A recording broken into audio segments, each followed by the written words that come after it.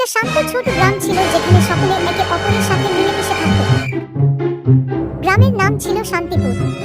গ্রামে অনেক রকম মানুষ বাস করত, কেউ কৃষক, কেউ দোকানদার, কেউ শিক্ষক। এই গ্রামে রাহুল নামে এক বালক বাস করত। রাহুল ছিল খুবই বন্ধুভাবাপন্ন, কিন্তু একটু দুষ্ট। তার প্রিয় বন্ধু ছিল নীলা, যে ছিল গ্রামের স্কুলের সেরা ছাত্রী। রাহুল ও নীলা একসাথে স্কুলে যেত এবং একই ক্লাসে পড়ত। একদিন রাহুল ও নীলা স্কুল থেকে ফেরার পথে দেখতে পেল এক বুড়ো মানুষ রাস্তার পাশে বসে কাঁদছে। তারা দুজনেই তার কাছে গিয়ে জিজ্ঞাসা করলো, দাদু, আপনি কাঁদছেন কেন? বুড়ো মানুষটি বললেন, আমার ঘর পুড়ে গেছে, আমার থাকার জায়গা নেই।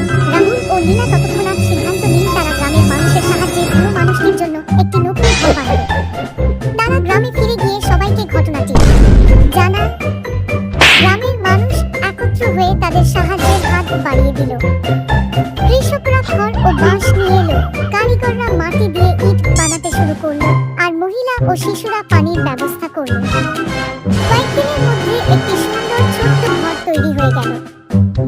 বুড়ো মানুষটি অত্যন্ত খুশি হয়ে সবাইকে ধন্যবাদ জানালেন।